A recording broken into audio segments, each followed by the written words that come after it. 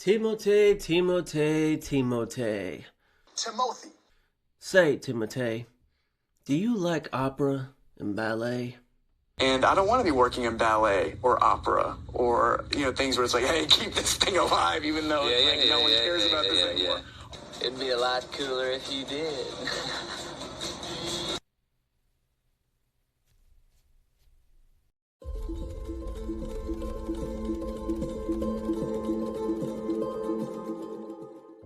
Twas the week before the Oscars, and all through Hollywood, people are talking about Timothée, and it's not very good.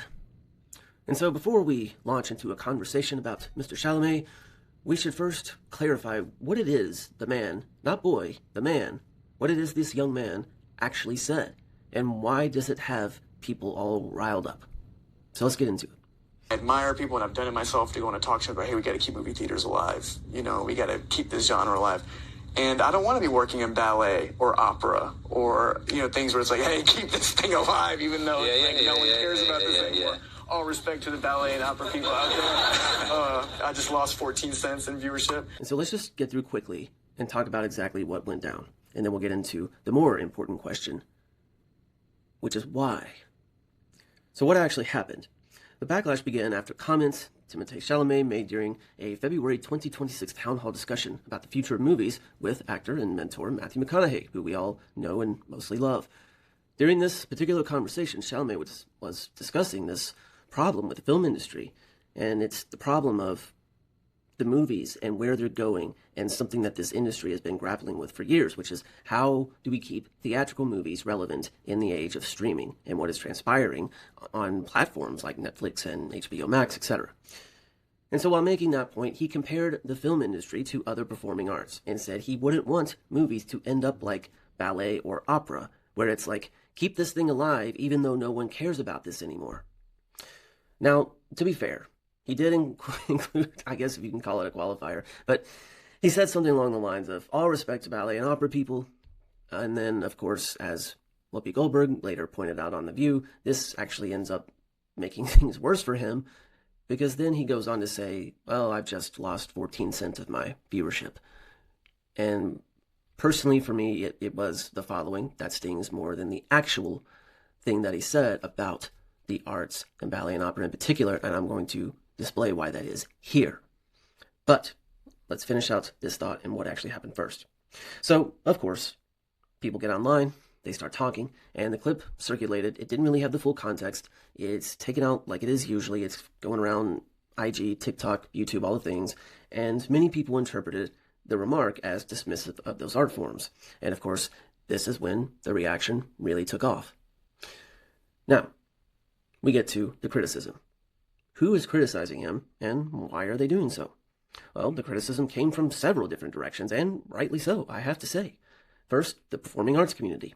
Opera singers, ballet dancers, and the arts organizations pushed back strongly, arguing that the comment showed a misunderstanding of centuries-old artistic traditions. And I personally was happy to see so many of these different artists and communities actually come out full throttle and stand up and make declarations for their art and bring new faces and new eyes to the art form that probably, if we're being realistic, haven't seen these things in quite a while, if at all. And that's part of the point that I will be addressing later. So institutions like the Metropolitan Opera and the Royal Ballet even posted responses online emphasizing that audiences still, of course, deeply care about these art forms, which is true. What is it that we're talking about here in regards to the statements that he's making? Ballet, opera. Does he actually have a point here? Or is he just a young guy babbling on and talking about things that he really has no idea what he's talking about? Well, I wanted to look into it and actually see what the numbers kind of look like.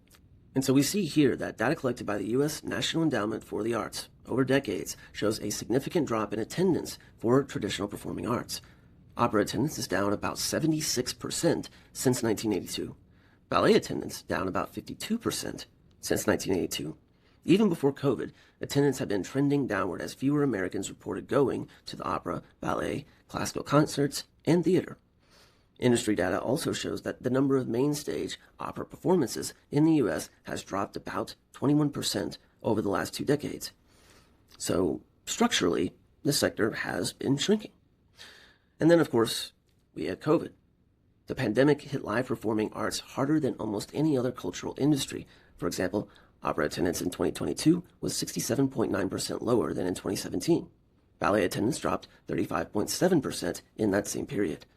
And even after reopening, the recovery has been slow. Opera companies are currently reaching only about 76% of their pre-pandemic ticket sales and 66% of previous income levels. So audiences have returned, but not fully, at least not yet. So, what's the long and short of it then? Yes, over the past 20 to 40 years, opera and ballet attendance has declined significantly, with major drops accelerated by COVID, of course. However, this issue is less about sudden collapse and, a dying of the art form, and it's more about a slow demographic and cultural shift away from traditional performing arts. Okay, so, the kid, boy, man, he has a point. He does have a point in that, yes, there is a decline in the arts. However, that doesn't get him off the hook for this specific transgression. And what I mean by that is the public is not necessarily upset with Timothée about him speaking on the downward trend of audiences and attendance in opera and ballet and the performing arts in general. No, it's more so about the way he addressed this. It's about the carelessness with which he approached the craft and the art. It's the careless and frankly rude manner in which he addressed these things. He very easily could have began with the conversation topic, which was about attendance in movie theaters and how he doesn't want the attendance in movie theaters to decline in the way of these older art forms, which it is, and that's what brought up the whole conversation. And so there's a perfectly reasonable way to segue into a more nuanced conversation about what's happening with the live intaking of these art forms and gathering together as groups of people in dark arenas where we have this communal experience of watching visual and audible storytelling, presented to us by dedicated craftsmen and artists. He could have been more intelligent, like I said, more nuanced in the complexities of why this is happening, which is not just, oh, people don't care about it anymore, oh, it's a dying art form, and talked about things like the age issue that we just discussed. We could also talk about the wealth disparity in late-stage capitalism America. We could also talk about where the country has been the last, let's say 20 years, but certainly the last 5 years in a pre, during, and post-COVID nightmare that we're living in, where all industries have taken a thorough beating, and especially anything that has to do with people turning up in droves in a community. You would have thought, as a performer and as someone who ironically has family, his grandmother, his mother, and his sister all participate in the ballet. People thought that this is a man who would have addressed these issues in a respectful manner, and not the way he just casually dismissed him like a teenager would, which is why Whoopi was not wrong in her addressing him as a boy, even if she was really doing it to throw a little shade and disrespect his way. But at the end of the day, yes, there is a conversation, a much larger and more nuanced conversation that we all need to be having about the arts and their place in our lives and within society and what that means to us. And this is not the way to go about having a very human, but also creative and intellectual discussion about where we are in 21st century America, and of course on the global stage in our socio-political, and socioeconomic, the challenges and issues that face everyone, and how that determines things like the intake of our arts and entertainment. Then, of course, the story spread into the celebrity world, and I already brought up The View, which I'm going to not rag on The View, not because they represent a certain political affiliation, but because they are a mainstream news source, and we're not going there in this video. So, okay, cool. You come from a dance family. Yeah. And so when you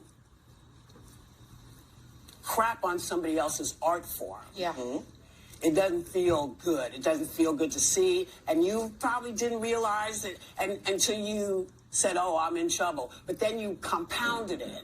Yeah. And said, what, 14 cents? Yeah. No, when people get mad, it'll be a lot more than 14 cents. That's right. So be careful. I'm just saying, be careful, boy. Anna. No? He is a boy to me. He's a boy to me. So no disrespect. Right. And really, don't apologize when you've insulted. Don't, because it doesn't sound right. You know, you can't say, oh, this is dumb and, you know, no disrespect for. That's absolute disrespect. Don't do. You just go talk to these two. He's got to go classically ballet class. True. I am offended and disappointed in what he said. I didn't realize that he was that vapid and that shallow. Whoopi Goldberg, of all people, warned him to be careful about belittling, other artistic traditions and said it doesn't feel good. And of course, she has a point, and she's right. Although I'm not sure that Whoopi Goldberg, of all people, has a place to be talking down at Timothée Chalamet and calling him a boy when he is a 30-year-old man. That's also disrespectful. And, hey, maybe people think that, she says, oh, well, he's a boy to me. And that's fine. I get it. I mean, he's a boy to me, honestly, but he's not because he's a grown man. And I'm not even that much older than him. Not much. But I give Whoopi a pass, even though Whoopi has said her own controversial things over the years. Whoopi has a place in my heart always, even though we don't always see eye to eye, because she made 2 movies. Sister Act 2, Back in the Habit, and Ghost, which contains one of my favorite film lines of all time that I've used in other videos and is also appropriate here. Molly, you in danger, girl. And so now we have to pretend that Whoopi capitalized and did not miss her golden opportunity to say, Timothée, you in danger, boy. So I'm just going to say it. Whoopi, it's all right. But it boils over into this whole thing that suddenly what started as this offhand remark, it turned into this full-blown online controversy where all kinds of different creators, I mean, hey, even myself, are making videos and having conversations about this. And that's why I wanted to make a video about this, is I have a minor interest in what he said because I love the arts and I support the arts, and I think he was a little out of line and rude in what he said, and it's a good learning lesson for him. Of course, I'll dig into that in a little bit.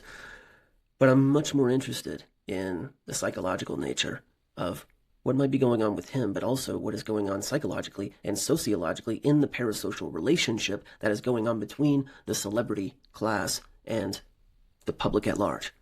And that is fascinating to me. And so I want to dig into that because I haven't seen that angle yet, and that's the angle that I go for.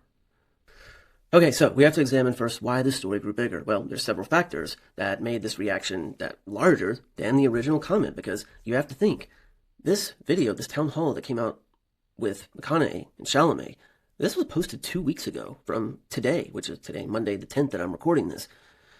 2 weeks ago, this thing has been in circulation. I had already streamed and watched this and had largely forgotten about it, except for the fact that I'm a huge Christopher Nolan Interstellar fan, and I got to see the two of them back together again. They played father and son, but other than that, there were some cool things in it. But even when I was watching it, the comment, it struck me as a bit rude and not something that I would indulge in as far as my commentary. But, he's a young man, and I as a man most certainly know sometimes, a lot of times, we say stupid things. Like, it's just a fact. It's a fact. I can't deny it. And this is the case for him, for sure. But is there any truth to what he's saying? And is there any kind of politicking going on behind this? Because we know Hollywood. Right, Blake and Ryan and Justin? So, of course, the first thing we have to look at is the timing. This happens during Oscar season, when Chalamet is currently nominated for the film Marty Supreme, which he blasted everyone in the face all over the end of last year in his own, crazy marketing spree that he went on. And this means, of course, that the media attention is still around him, and it's at an extreme high right now. And so we have to understand that whatever we think and know about the Oscars, especially, but all of these award shows, I mean, I'm sure you guys already know this, and if you don't, you can certainly know it from things that have come out recently with Hollywood and what has been happening there. But the Oscars and these award shows, it's all about politics. There is money paid There's ads taken out. There's a lot of going around and pressing of the flesh. And there's a lot of times that you see things that seem like they have already been decided. And then you hear that there's voting around it, and there's other times it seems very much like, I don't know, other elections that we have in this country where there are votes tallied, where it seems like, something doesn't seem quite right there. Well, you're correct, because there's a lot of politics and a lot of nonsense that goes on behind these award ceremonies. Just ask Jay-Z and Beyonce. Grammys. Hello. So we got that going on.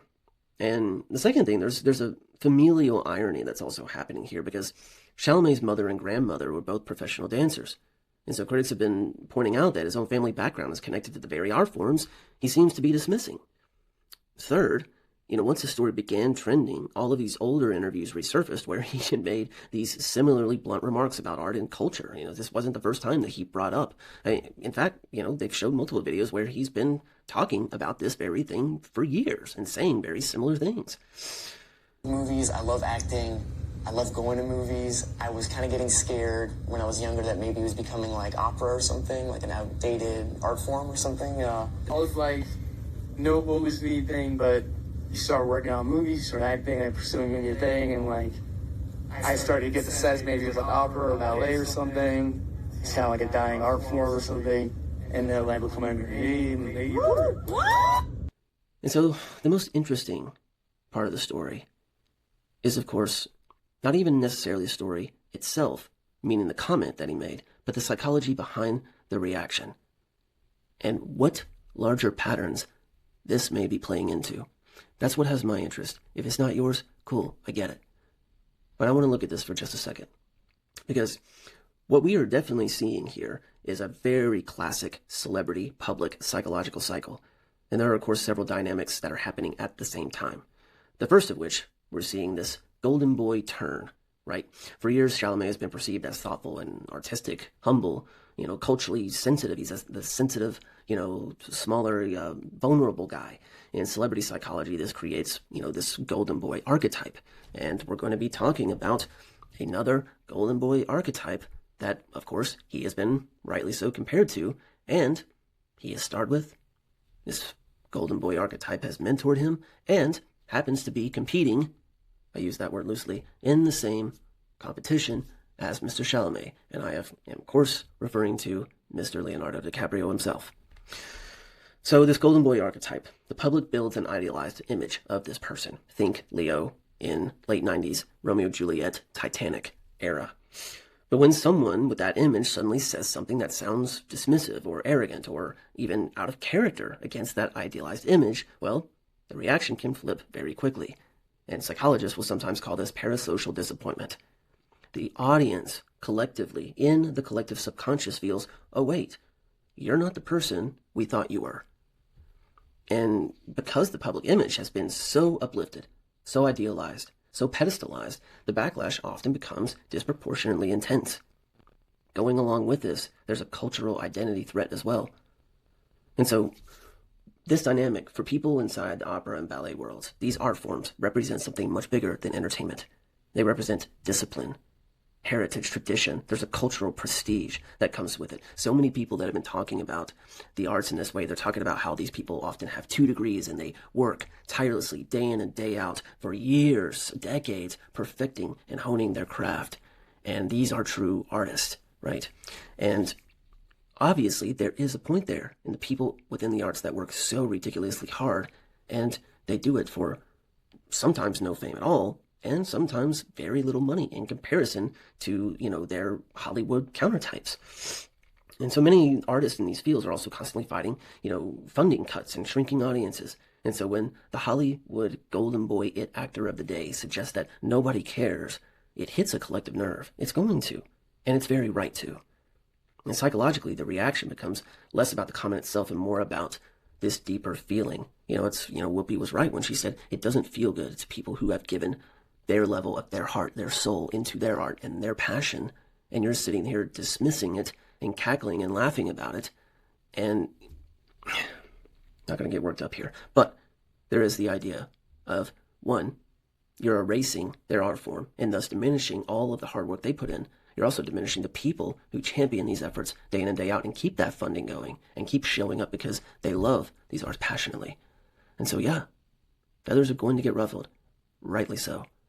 And the laughter during that and the follow-up, oh, I just lost 14 cents of my viewership, for me, that cut the deepest, because the insult that you were throwing out to people who love the work that you do, who are patrons of the work that you do, that are patrons of the art, there's also that idealized version there, because why? People who are in the arts, huge fans and patrons of the arts, are going to go through a celebrity status resentment, possibly, because Chalamet is currently one of the most visible young actors in Hollywood. That's undeniable. And so when someone at that level of culture and influence appears to dismiss other art forms, it's going to trigger this perception of this Hollywood arrogance. And that's something that people keep saying and pointing out all along, and they keep going back to previous interviews when he seemed, he was newer, he's a fresher face, and he had this humility, and he had this passion about him that people found endearing because of his humility, and because he almost seemed like he was portraying. He was an actor that people in the arts could often get behind, which is he wasn't, even though he's a handsome young man, he's not this classically masculine-looking man. He's representative of a more sensitive artist type of male that is also popular in Hollywood and in films. And when he specifically chooses, more independent films, dramas, films that people who are patrons of the arts gravitate towards, that creates a different type of audience-ship with the public at large. This is someone that they've come to know, this idealized version. It's not just a celebrity thing. It's like, hey, we know you as an artist, as someone who is steeped in the culture and in the arts within this culture, someone who has a certain panache and dynamic to them that's vulnerable, that's intelligent, and brings a certain artistry to an industry that is very much known for its commercialism. And that's one of the things that he has been championing, right, is mixing the artistry of film back into the commercialization of film, and so that people who are patrons of the arts are also attending theaters, and that everything is available, and everything comes back to this place of serving the arts, and the arts is serving the people.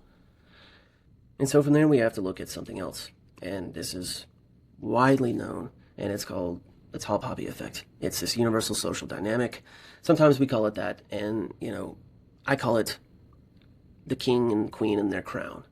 Because when someone rises very high culturally, the public eventually begins looking for reasons to cut them down. And this has happened over and over and over again in this town and in this business. And there's no point in lying and say that we don't do it, because we do. It happens. It's happened to Jennifer Lawrence and Hathaway. It's happened to, every male teen, young heartthrob idol type, including very much the mentor I previously mentioned, Mr. DiCaprio himself. And so while we're on DiCaprio, let's take a look, because there's something interesting going on here, and that I think plays into it. And I went and dug up one of these interviews, and I want to take a look here. This is Leo's very first interview with Entertainment Tonight, way back in the Growing Pains days, when he was just doing Growing Pains and This Boy's Life before any of the movie. So this is one of his very first interviews, and let's take a look at that. He was on set, and an adorable Leo didn't quite know how to give the perfect interview just yet. His stepfather was an alcoholic, and he would beat him, so he had to leave the house. Excuse me, we don't want to reveal that. Leo was also interrupted when he said Luke could find a better home than the Seavers. Yeah, basically, Mike brings me into the family until I find a better home, because he cares about me and everything. Maybe you want to say better home, because... Foster home. Well, I meant better home as in opposed to no home, not because the Seavers are perfect, But... Now, what we're seeing there is, of course, a very young Leo, just starting out his career, just starting to go on interviews, and what's happening is he's on this interview back answering questions and just talking very normally, the way he would as a young kid in any conversation. And off screen, you hear this individual who keeps stopping him and saying, actually, let's not say that, but let's instead say this.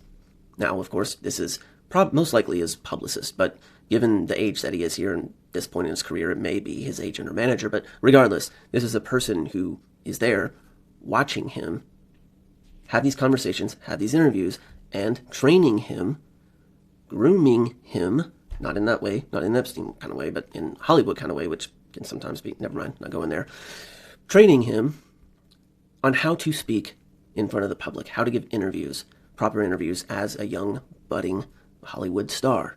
You know, this is, of course, very important for them. There's a finesse to it. And now, you know, we see Leo in a different way. Because if we go back, we remember that Leo first came on the scene. And he did Gilbert Grape after, you know, this boy's life brought him, you know, some notoriety. He did Gilbert Grape, got an Oscar nomination for supporting actor. He did Basketball Diaries, but he was known, much like Chalamet, for these more independent, artistically oriented roles, and that's what he liked. Well, then, of course, Baz Luhrmann, James Cameron, he played Romeo, played Jack, and Romeo made him pretty much a star, you know, all across at least the country, if not the globe. But then, of course, Titanic launched him into the stratosphere, and he became a household name and image overnight. And you'll remember there was, you know, Leo mania there all through 97, all through the late 90s, to the point where he disappeared for 2 years and didn't even make a film until The Beach in 2000, I think it was. So the point I'm making there, of course, is that around that time, he shot up in fame and became affiliated with these high-profile roles. James Cameron film that was nominated for like 14 Oscars, so forth and so on. And Leo mania was taking off all around the world. But then, if you'll remember, he hit that high point. He started to get away and take time because of overexposure, and people still started taking swipes at him because he was on top, and they could. Now, I mean, that has continued up until this very day. People are still taking swipes at him this year as he's making the rounds. But, you know, he's Leo. He's pretty much solidified his position and his legacy. And he's only continued to escalate artistically because he makes wise choices. That's one of the reasons that Chalamet is often compared to him. One, because started as indie artistic type of actor. He was very thin, you know, longer hair, known as more of a, you know, prettier type guy. I mean, let's be honest. Both Leo, Timothée, they're not the stereotypical strong masculine type. They're more of a soft masculinity. And that is also loved and appreciated in Hollywood and around the world. And so they've started on this one path, and then they gravitated towards high-profile films, roles, and of course, the filmmakers themselves. Chalamet, just like Leo, knows that the filmmaker does reign supreme when it comes to film, just like the actor does in the theater world. And so they choose these parts because they know, like, good filmmakers attract good scripts, attract good talent, make good films. That's why they always keep showing up in award circuits, and they're known as very talented and skilled actors. And I'm not saying that they're not. They are. I'm just saying that as the audience grows and as that fame and notoriety continues to grow, we know this, right? The king and queen, they want to be king and queen until they become king and queen. And they realize, like, oh, with the adoration, along with that is the fact that everybody else wants to be the king and queen too. And there's going to be a lot of people that try to knock you off the throne. I'm not saying that any particular people are doing that, except maybe Oscar people who are throwing in bots and things into these social media avenues, trying to sway public opinion for their own gain. And if you think that doesn't happen, think again. So there's a lot of different things going on here. But coming back to the Leo bit to tie it up. If you notice, Leo keeps very quiet. He doesn't say much. He keeps it very much focused on the work, on the film. He has his own people there. There's a whole list of questions, especially about his personal life and dating life, that people aren't allowed to ask him. It's a very respectful, low-key event. He doesn't say too much about himself. He sticks to the movie, the promo. He gets in, he gets out. It's done. Now, what he does in his personal life or his dating life is his own business, and you know, people can take swipes at him if they want. I get it. Fine. He's in the public eye. He's accepted it. But he has a candor about him in interviews because he knows what happens. He knows how the internet can be, and he knows that journalists, or, well, paparazzi, these type of people, will try to take things out of context and, you know, cause a stir over it. And so he doesn't give more than what he has to.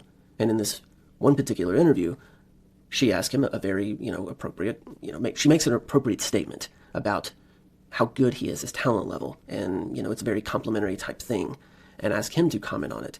And his reply is, I look at being an actor as an incredible opportunity. I think that it's almost like winning the lottery in a lot of ways. Hollywood breeds a lot of stars, but there are very few great actors. Do you see yourself in that small elite group? I would never say something like that. I would never say that. That's his reply. And so what he is saying there is this hype about me or my talent or my celebrity or whatever. You know, if you guys want to talk about that, great.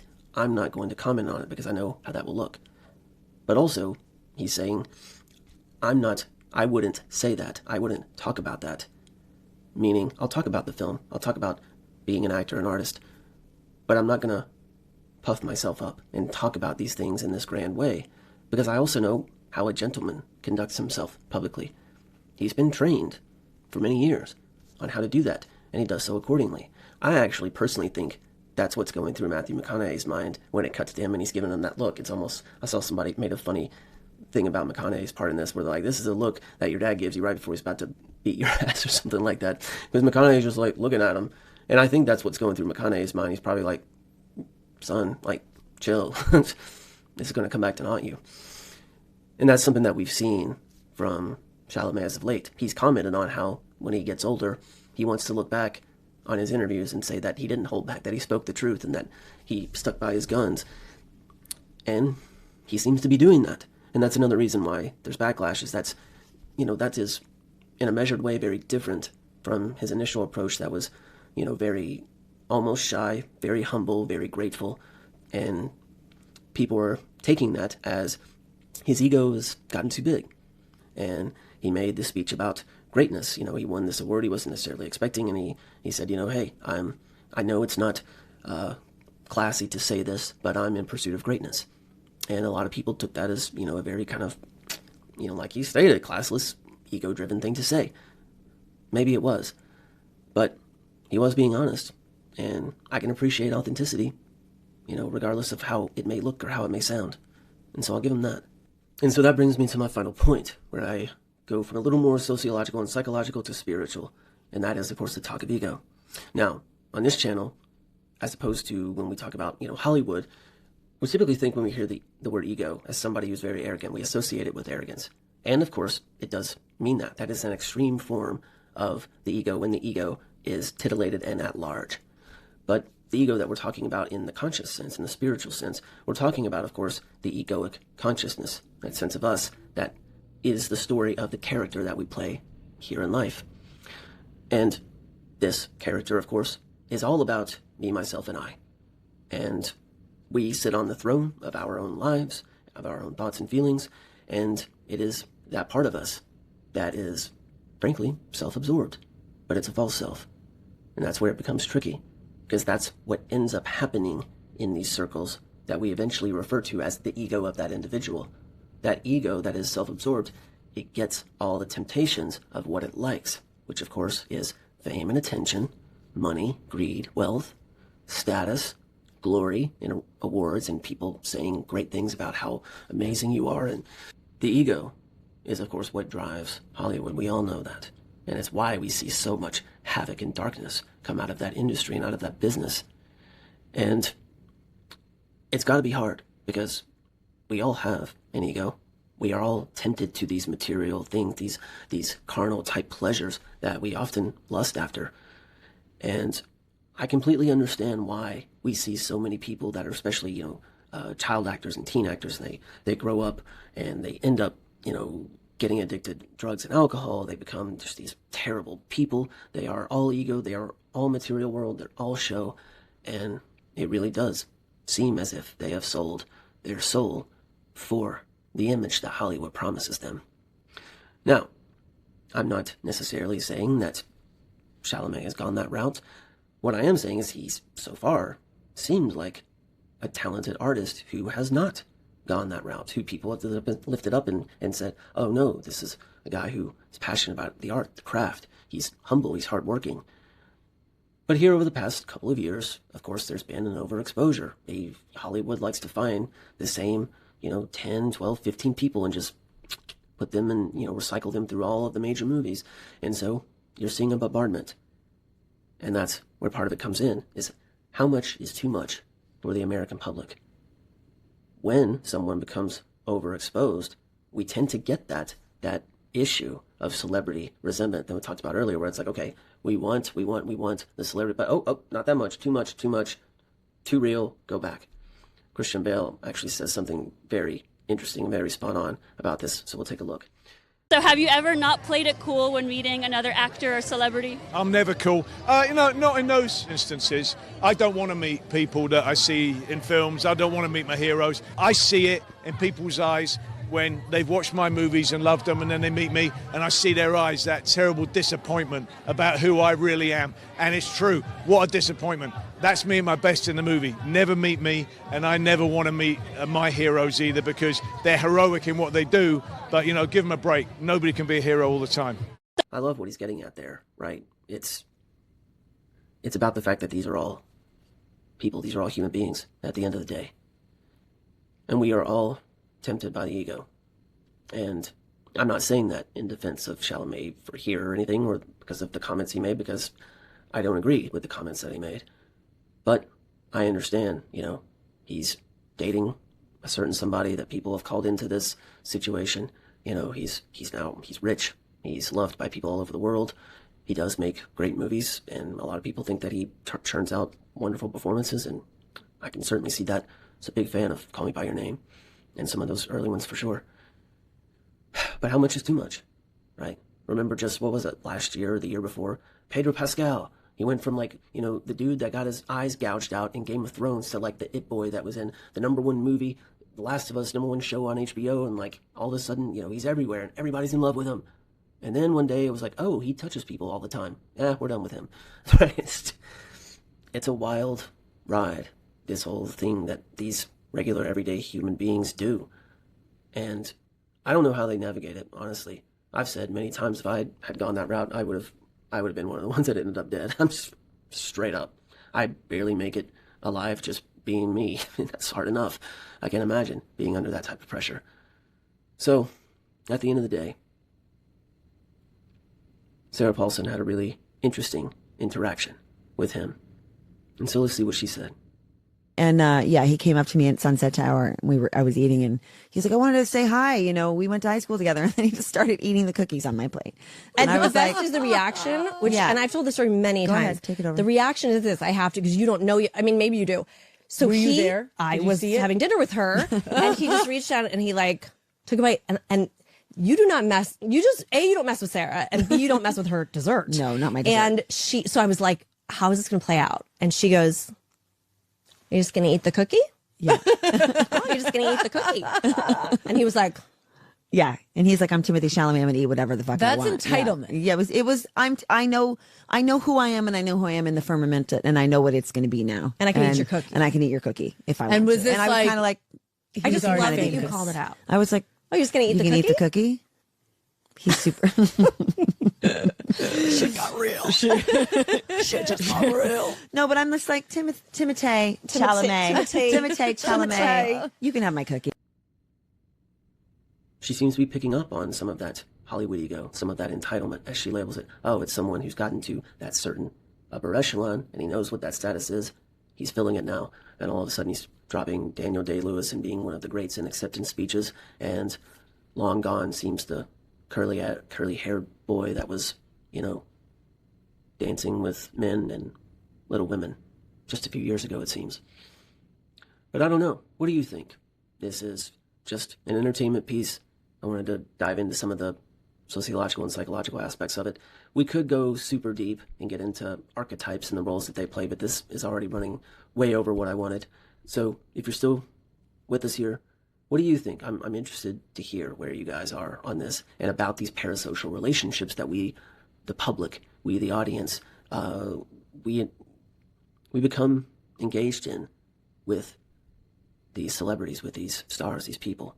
So let me know what you think. And as always, be kind, be respectful to myself, to each other in the comments. There's no need to bring ugliness into this.